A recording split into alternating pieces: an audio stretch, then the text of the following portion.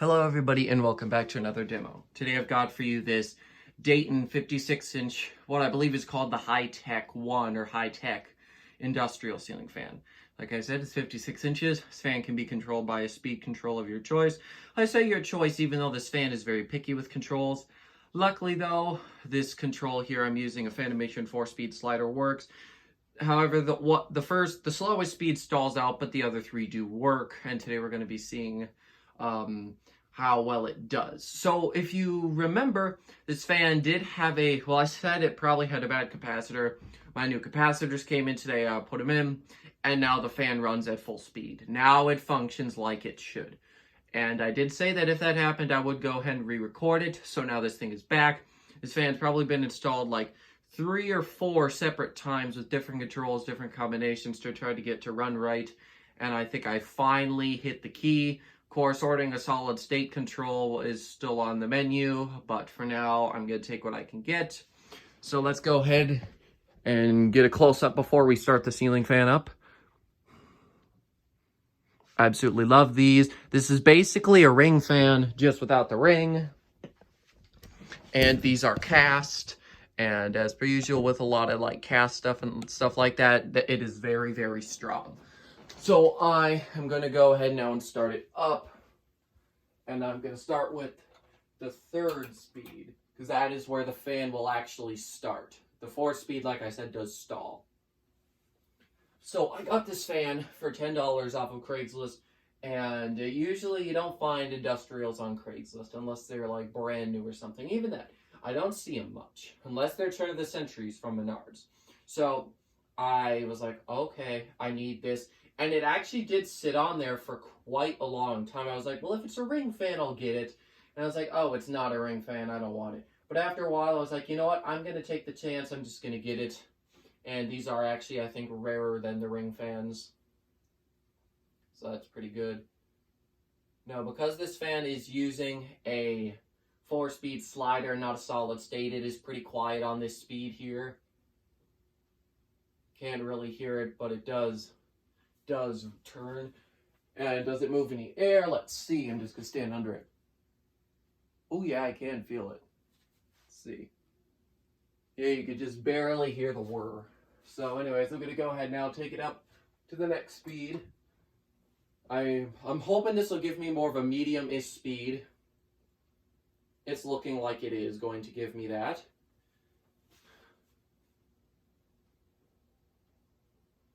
This seems about on par with what this fan was doing before when the capacitor was bad. It's just a little bit slower.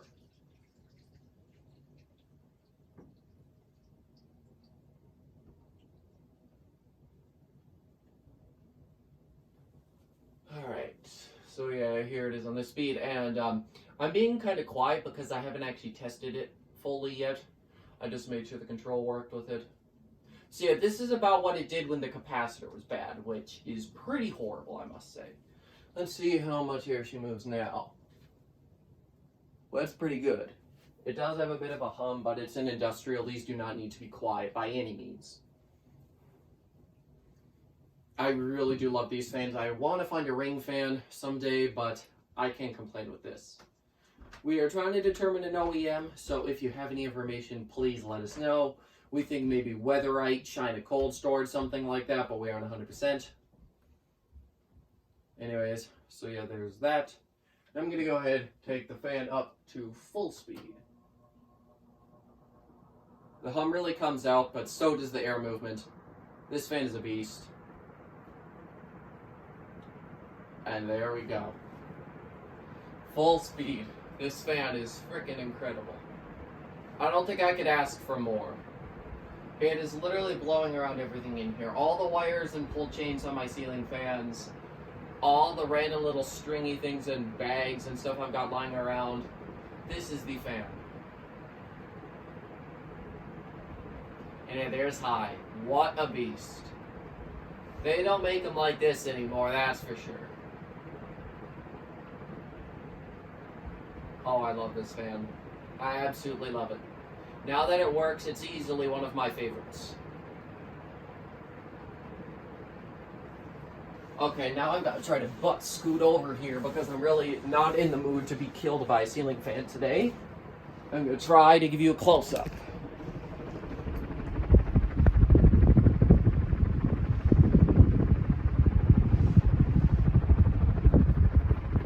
Pretty sure that if I let my phone get hit by this thing, that it would actually break it.